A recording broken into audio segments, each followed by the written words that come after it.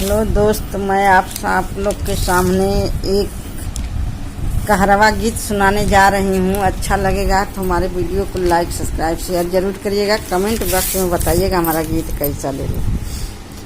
आधी आवे पानी आवे वो सरवा चुमी गिरे माटी हो, यानी आवे पानी आवे वो सरवा गिरे माटी हो, वो सरवा गिरे माटी हो। सासु तनवा जिने मारा सजन के बीना बाड़ी हो, सासु तनवा जिने मारा सजन के बीना बाड़ी हो।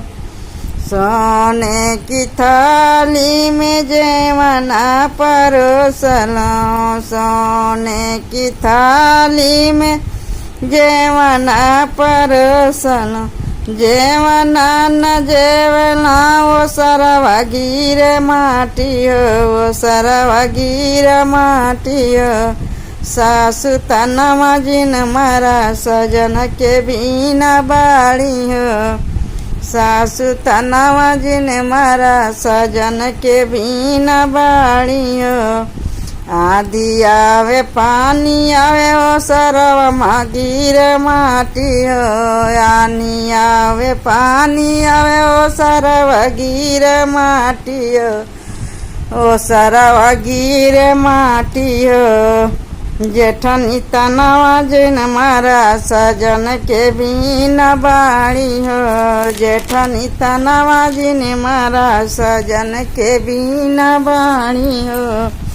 जंजल गेरुआ मो पानिया भरवालो, जंजल गेरुआ मो पानिया भरवालो।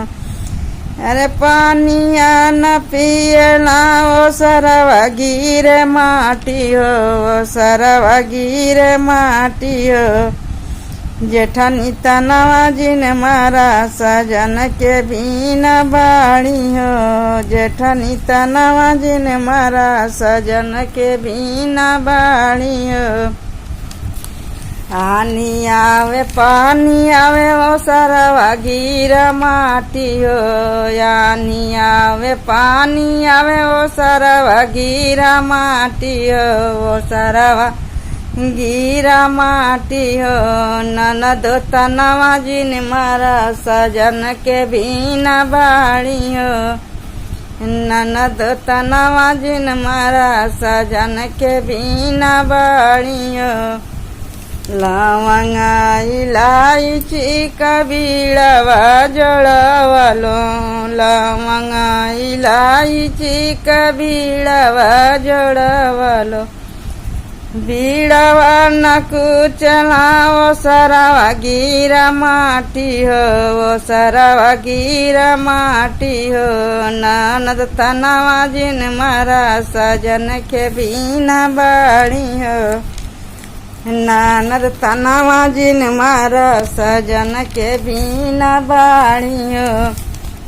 फूल आधी आवे पानी आवे ओ सरवा गिरा माटी हो, ओ सरवा गिरा माटी हो।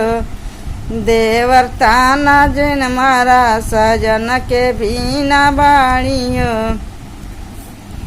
देवर ताना जिन मारा सजन के बीना बाड़ी हो।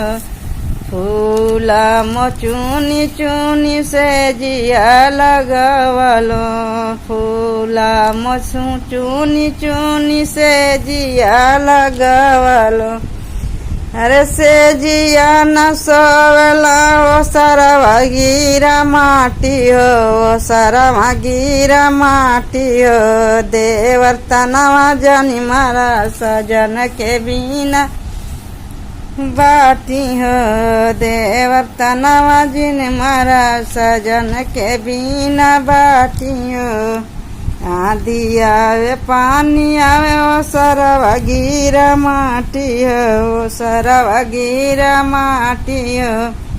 सासु तनवा जिन मारा सजन के बीना बाटी हो।